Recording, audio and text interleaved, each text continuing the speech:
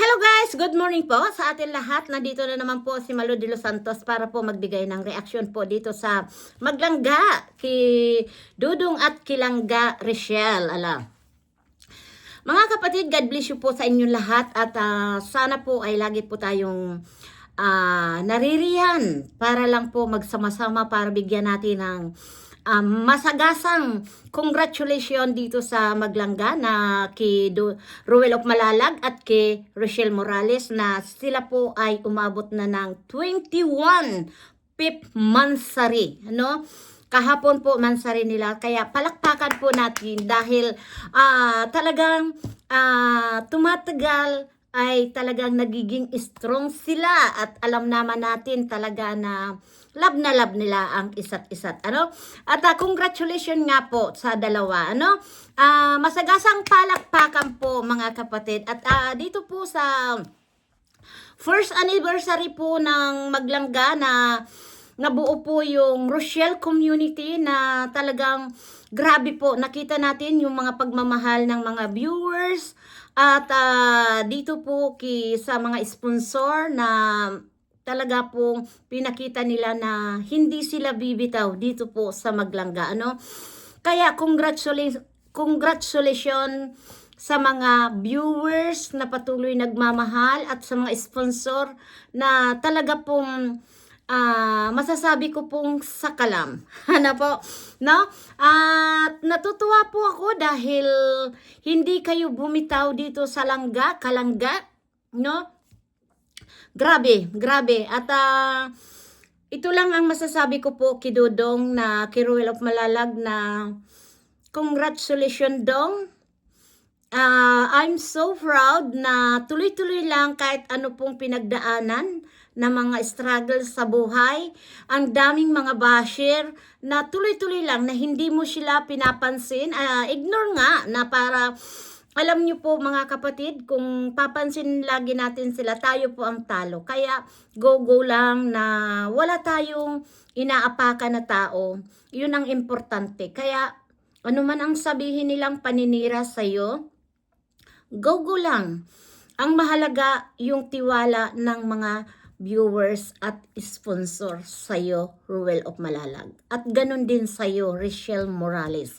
Kaya tuwang-tuwa ako na abang ko pinanunood ang mga salo-salo ninyo, lalo na po kainan dyan sa daet, talagang nakakatuwa po, parang naiinggan nyo tuloy akong next time na mayroon salo-salo ang Maglangga ay gusto ko rin pong makipagsalamuha, ano, para kahit papaano po ay mamit ko rin ang mga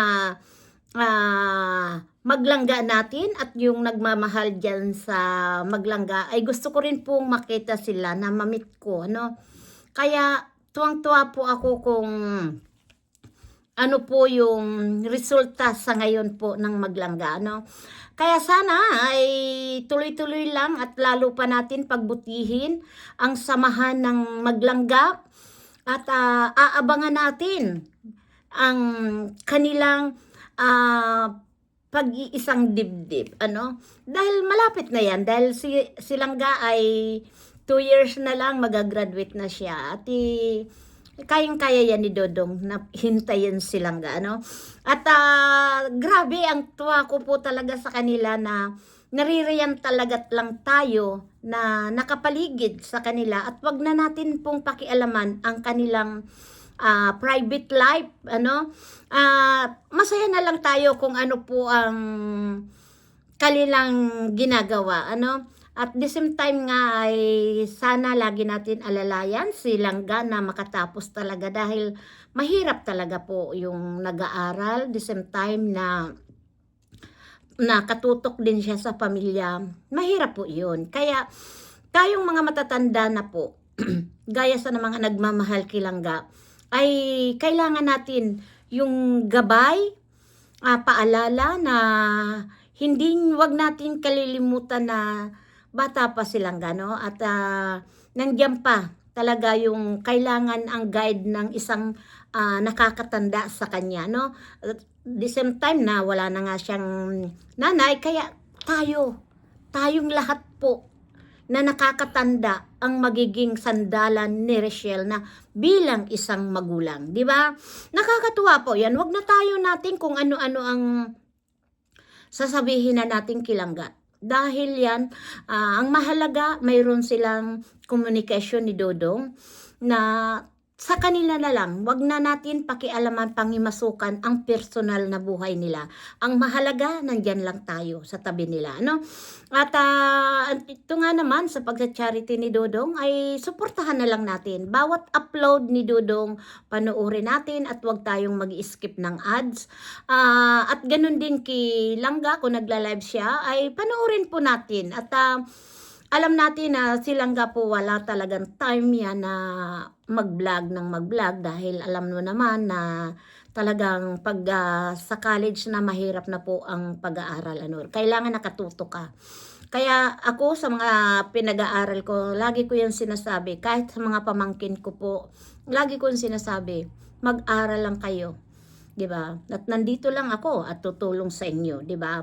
Kung kailangan. Ganon din po at napakasarap po sa pakiramdam ng isang magulang na ang mga anak natin ay nakakatapos. Ganon din po talaga yung maganda na sabi ka ni Tatay Rizan, makatapos lang si Rachel, ay wala naman sa kanyang problema. Kaya bakit po natin bibigyan ng hindi maganda na mga comment or issue, 'di ba?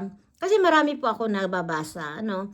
Pero para sa akin, bilang dalaga, oo, may ano na siya, hindi na siya talaga ay naka-comment na siya dito kay Dodong.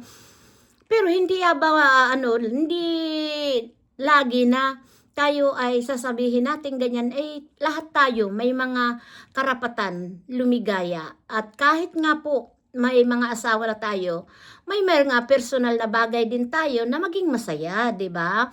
Hindi rin lang naman kung tayo ay may asawa na, hindi na tayo pwedeng makipagkaibigan. Mali po 'yun, nakatuwiran. Ano po? Abang tayo po ay nabubuhay, napakasarap po yung may kaibigan na totoo. Enjoy lang natin ang buhay natin. Wag lang tayo yung sinasabing maging exaggerate. Ano po? Kasi lahat po na tao may karapatan na lumigaya. May asawa man tayo o mag-boyfriend man tayo po, mayroon po din tayo na gawin para sa sarili natin, 'di ba? Hindi naman alam naman natin ang tama at mali. Dahil alam ko naman si Dodong at si Rachel ay may wastong pag-iisip na yan at alam nila kung mali ito o tama ito. Kaya mga kapatid, alalay lang tayo. Wag na tayo masyadong kung ano-ano pa ang sasabihin natin. At dahil alam natin, tingnan nyo, 21 months sa rin na nila. At first anniversary po ng Rochelle community. Kaya ano po ang dapat natin isipin, 'di ba? Kailangan po nandiyan lang tayo para makipag-isa o sumuporta. Wag na natin kung ay ganito si Langga, ay ganito si Roel, wag po. Na puro kasiraan po ng dalawa ang nakikita natin. Panatiliin natin kung ano po ang nakikita natin sa kanilang dalawang kabutihan. Lalong-lalo na po si Roel of Malalag dahil napaka-seryoso niya pong tumulong sa ating mga kababayan na wala siyang pinipili. May sakit man po siya o anuman. Talagang sadya niya pong tinutulungan. 'Di ba? Kaya para sa akin po mga kapatid, tigilan na natin kung ano pa. 2026 na po. Iwanan na natin po yung masasama pong mga ugali natin. Ano? Dahil tayo, mga matatanda na, ang mahalaga po ay yung kalusugan natin. Ibigay natin sa kanila yung kalayaan. May mga kanya-kanya tayong opinion, mga kapatid. Huwag na tayong manira ng kapwa natin dahil hindi po talaga maganda. Ayan po, hanggang dito na lang mga kapatid. Sana po lagi tayong sumuporta kay Ruel of Malalag at kay Richelle Morales at pakikiusap ko rin po si Daddy Frankie po, suportahan din natin. At yung hindi pa po nakasubscribe kay Malo de los Santos, please subscribe po Malo de los Santos. At yan lang po ang pangarap ko na 100 subscriber po. Dahil po ang kinikita natin dito para sa inyo mga kapatid. At sana tuloy-tuloy lang ang buhay. Huwag magpaka-stress. At huwag puro issue na lang ang ating dadalhin. Itapo na po ang issue na yan bago dumating ang 2026. Happy anniversary sa Rochelle community at congrats. Happy 21 mansari sa inyong dalawa, Langga at Dodong. Ayan, shout out po. Bye-bye sa mga viewers. We love you so much. Merry Christmas in advance. At tuloy-tuloy nang ang pamimigay natin ng pamaskong handog ni Malo de los Santos. We love you. Bye-bye.